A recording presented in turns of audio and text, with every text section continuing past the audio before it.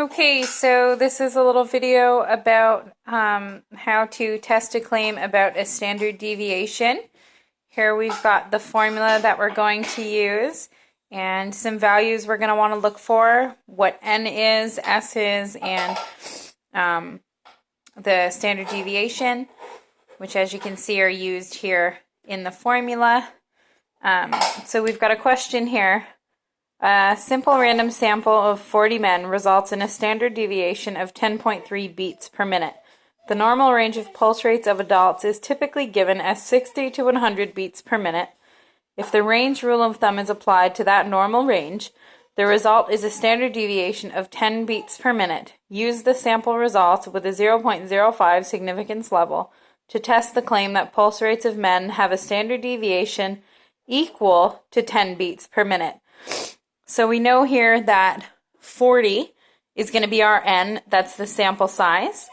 And we know that 10.3 is our sample standard deviation.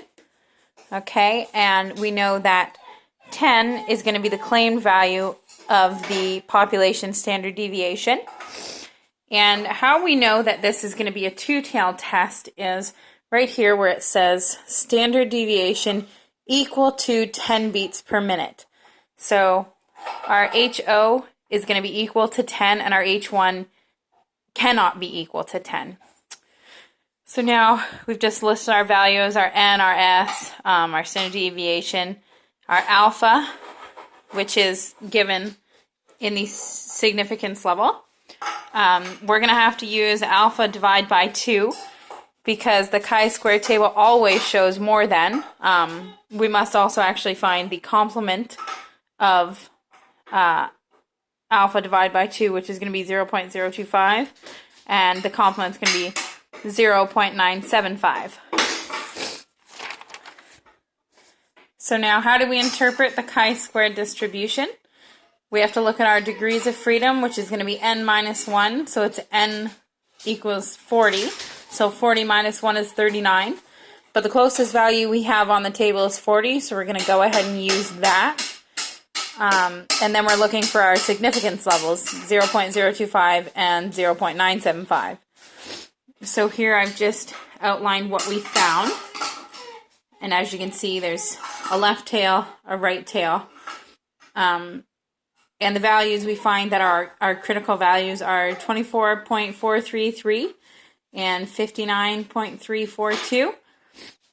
So now we're going to go ahead and test the statistic. Here I've just sort of color-coded the formula to make it a little easier so we know what we're plugging in. So we've got our n value, our s value, and our standard deviation. And when you punch all that in correctly, you should come out with 41.375. And now we're just going to compare the numbers. So we can see that 41.375 fits somewhere in here, which isn't in either of our tails. So that means we're going to fail to reject our HO. And then the final step is just writing the statement, which we can use the instructions that we were given in class to do that. So this one, our statement's going to be, there is not sufficient evidence to support the claim that pulse rates of men have a standard deviation equal to 10 beats per minute. And that's about it. Thanks for watching.